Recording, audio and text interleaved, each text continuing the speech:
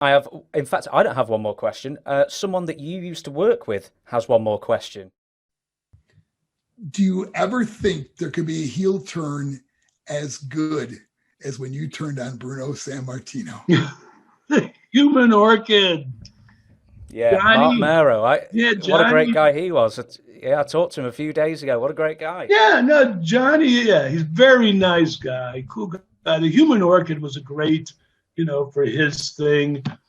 And to be honest with you, and to answer his question, I really don't think you can ever pull off the the the thing me and Bruno pulled off in terms of getting the most heat and being the most hated and being the biggest, because people really loved Bruno. It was a different time. It was a different era of humanity. When Bruno got, if he started bleeding and fell down on the mat, people in the audience had heart attacks.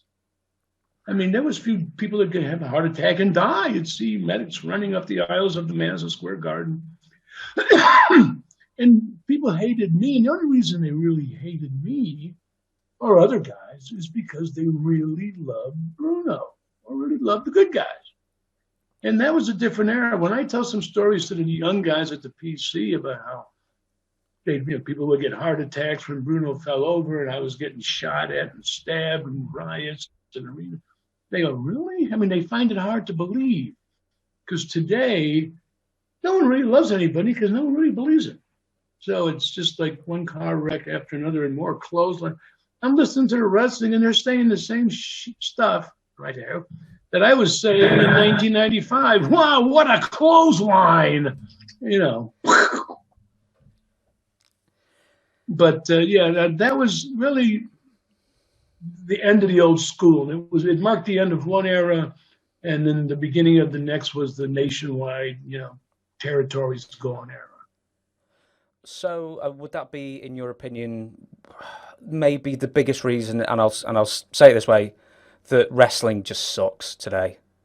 I think it's just become something that really should have a much bigger audience and more emotional connection, but the guy, it's a combination of first having what they call the creative department that has no idea, a bunch of young writers, Vince brings them in and throws them out. But every match is the same. Every match, somebody's running across the ring into somebody's foot. If it's the good guy running across into a foot, he looks like an idiot. So how can you love him? The bad guy outsmarted him. There's really no good guys and bad guys anymore, because they take turns. I'll beat you up. I'll punch you 10 times. I mean, Roman Reigns punched the guy in the corner 10 times. I mean, after 2 or 3, he should have moved over and the guy should have fell on his face. But he punched him, boom, boom, boom, 10 times, takes 2 steps back, and the guy in the corner, he just kicks him in the face, and he goes down. So not only did 10 punches mean nothing, the good guy looked like a moron. This was before. So between the guys not knowing the sacred art and creative not knowing this, how to do it right, it's just, you don't get that people's emotion. And if you don't get their emotion, they really don't care if they watch next week's show or not. You got a lot of people check it out, and I'm hearing stuff. What's going on? I mean, what is it? I mean, why? Who's that? Who's the good guy? I mean, who am I?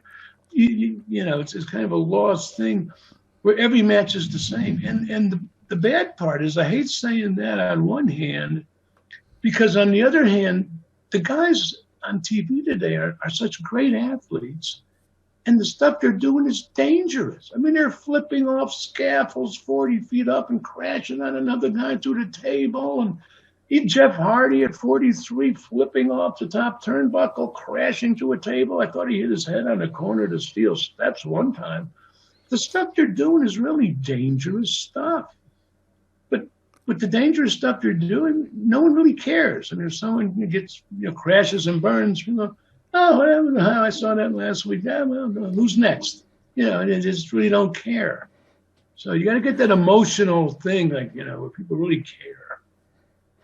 I know there's there's two completely separate things here, but is it a bigger problem that there doesn't seem to be much of a consequence to many actions? or is it more of a problem that there are just so many hours of first-run television every week where everybody's overexposed? I mean, which is the bigger devil of the two? Well, I mean, they have a lot of television, but that's not really the problem because that just gives more opportunities for more talent. I think they're having a problem this year, with this COVID stuff and getting the talent they want to come in. I know they had one main event, made for NXT, but both the contestants had tested positive, so that didn't happen. So that's been kind of a problem. But even if you have, the TV they have, which is a lot, that just gives more opportunities for more, stars. So you got to do a little different and just bring more guys, kind of in and out. And that's one of the problems with the taste of the territories. If you were there a year, you could leave and go somewhere else and make money so you wouldn't get stale. But now you got guys that they're good and they're beating the crap out of themselves, but you've been watching them for 7-8 years.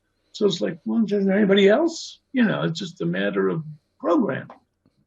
Or in Randy Orton's case, 20. Yeah, I mean, just like, the guy's great, but I'm sick of seeing him.